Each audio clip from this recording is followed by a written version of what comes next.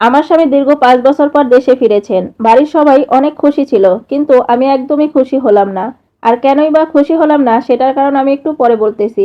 হঠাৎ আমার স্বামী আমার মুখের দিকে তাকিয়ে বলল, "কি ব্যাপার? তোমার কি হয়েছে? তোমার কি মন খারাপ? নাকি অন্য কিছু হয়েছে আমাকে বলো।" আমি তখন বললাম, "কোথায়? আমার কোনো সমস্যা না। তুমি একটু রেস্ট নাও, আমি আসতেছি।"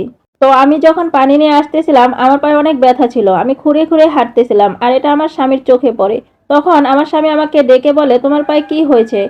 আমি বললাম, "কোথায় কি হয়েছে? আমার পায়ে কোনো কিছুই হয়নি। সামান্য একটু ব্যথা পেয়েছিলাম। এই আর কিছু না।" আমার স্বামী তখন বলল, "আচ্ছা ঠিক আছে, আমি অনেক ক্লান্ত, আমি একটু ঘুমিয়ে নেই। ঘুম থেকে উঠে আমরা দুজন বের হব। আজকে আমরা অনেক ঘুরবো।" এই বলে আমার স্বামী তখন ঘুমিয়ে যায়। টানা ৩-৪ ঘন্টা ঘুমানোর পর ঘুম থেকে উঠেই আমাকে বলতে লাগলো, "তুমি একটা নীল শাড়ি পরে নাও আর সাথে গয়নাগাটিও পরে নাও। আমরা আজকে অনেক ঘোরাফেরা করব।" তখন আমি একটু মুচকি হেসেই বললাম যে, "আমি এগুলো কোত্থেকে পাবো? এগুলো তো আমার কিছুই নেই। আমার হাতে গোনা ৩-৪ টা শাড়ি আছে, তাও আগের, আর ২-৩ টা থ্রি পিস আছে, যা আমি প্রতিদিন পরতেছি।" এটা শুনে তখন আমার স্বামী একটু চেঁচিয়ে বলল, "আমার সাথে মজা করতেছো?" আমিও তখন একটু চেঁচিয়ে তার সাথে বললাম যে, "তোমার সাথে আমি কি মজা করব? আমি যেটা সত্যি সেটাই বলেছি। আমার এর থেকে বেশি আর কিছুই নেই।" আমার স্বামী তখন বলে উঠল, "কেন থাকবে না? আমি তো ৫-৬ মাস পর পর তোমার পছন্দের শাড়ি কেনার জন্য আমার মায়ের কাছে টাকা পাঠাতাম। আর প্রত্যেক মাসে তোমার জন্য ২,০০০ করে টাকা পাঠাতাম। আর এই তো ২ মাস আগেও তো আমি তোমার জন্য ১,০০,০০০ টাকা পাঠিয়েছি তোমার গয়না কেনার জন্য। এইসব কোথায় গেল?" আমি তখন একটু বিরক্তি হয়ে বললাম তো আমার কিছুই নেই, আমি যেতে পারবো না।" আমার স্বামী তখন বলল, "ফোন দিলে তো ঠিকই বলতা যে তোমার সবকিছু আছে, তোমার কিছুই লাগবে না।" ১ম দিকে আমি আমার স্বামীর সাথে গরমভাবে কথা বললেও শেষের দিকে আমি আমার কান্নাটা আর ধরে রাখতে পারলাম না। আমি তখন বললাম, "তোমার মা এইসব আমাকে কিছুই দেয়নি। তোমার মা পাশের রুমে আছে, চাইলেই তুমি তোমার মাকে ডাক দিয়ে জিজ্ঞেস করতে পারো।" আর এইসব শুনেই তখন আমার স্বামী তার মাকে একটা ডাক দিল। মুহূর্তেই আমার শাশুড়ি দৌড়ে এসে বলল, "কি হয়েছে বাবা? তোকে না দেখলাম ঘুমিয়েছিলি? তোর বউ কি তোর সাথে কোনো সমস্যা করতেছে?" তখন আমার স্বামী উল্টো বলল, "মা, আমার বউর শাড়ি কোথায়? আমার বউর স্বর্ণের জিনিস কোথায়? ওকে যে এত জিনিস দিলাম সেগুলো কোথায় গিয়েছে? ওর জামা কাপড় নেই কেন? আজকে আমি এত বছর পর বাসায় ফিরেছি, ওর গায়ে নোংরা একটা কাপড়।" মুহূর্তে আমার শাশুড়ি তখন চুপ হয়ে গেল। তার মুখ থেকে কোনো উত্তর বের হচ্ছিল না। তখন আমার স্বামী বলে উঠল, "কি ব্যাপার মা, কোনো উত্তর দিচ্ছ না কেন?" আমি তখন বলে উঠলাম, "তোমার মা কোনো উত্তর দিতে পারবে না।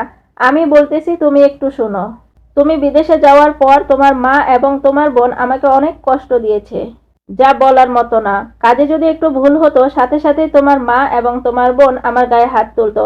আর এই যে তোমার বোন বয়সে আমার থেকে অনেক ছোট, ওর সাহস হয় কি করে আমার গায়ে হাত তুলতে? আর বাকি রইল গহনা এবং জামা কাপড়ের কথা। আর গত মাসে তুমি যেই টাকাটা পাঠিয়েছিলে সেই টাকা দিয়ে তোমার বোন নতুন একটা আইফোন কিনেছে। পারলে তুমি তোমার বোনকে জিজ্ঞাসা করে দেখো, তোমার বোন সামনেই আছে। আর প্রতি বছর যে ঈদ আসতো সেই ঈদ আসলেই এই যে বাসা বাড়িতে মহিলারা কাপড় বিক্রি করতে আসতো না, সেই মহিলার থেকে আমাকে ২-৩টা থ্রি পিস কিনে দিত ২০০-৪০০ টাকা দিয়ে। এত এত টাকা দেখে তোমার মা আর তোমার বোন বলতো, "ইস, আমার ছেলে এত কষ্ট করে টাকা ইনকাম করে, তোকে কি আমরা বসে বসে খাওয়াবো? আর তোকে কি আমরা এত কিছু দিব?" পারলে তোমার মা এবং তোমার বোনকে জিজ্ঞেস করে দেখো, সামনেই আছে তারা।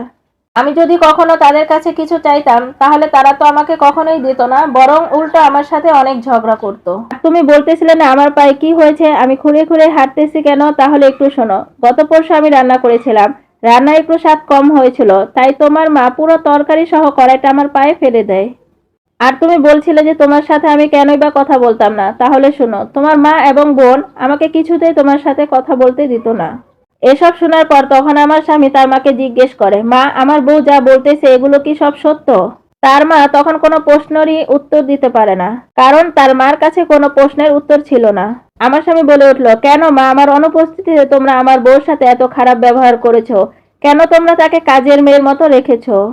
তখন আমার শাশুড়ি বলে উঠলে, "বাবা, আমার ভুল হয়ে গিয়েছে, আমাকে ক্ষমা করে দে।" আমার ননদ বলে, "ভাইয়া, ক্ষমা করে দাও।" এমন অবস্থায় আমার স্বামী অনেক রেগে যায়। তখন আমি বললাম, "তুমি শান্ত হও, যা হয়েছে হয়েছে।" আমার শাশুড়ি এবং আমার ননদ রাগ দেখিয়ে তখন রুম থেকে বের হয়ে যায়। আমার স্বামী তখন আমাকে বলে উঠল, "আমার অনেক ভুল হয়ে গিয়েছে তোমাকে এভাবে রাখার। আসলে আমি কিছুই বুঝতে পারি নাই। তুমি আমাকে মাফ করে দাও।" আমি তখন বললাম, "তুমি আমার কাছে মাফ চাইতেছো কেন? তোমার তো কোনোই দোষ নেই।"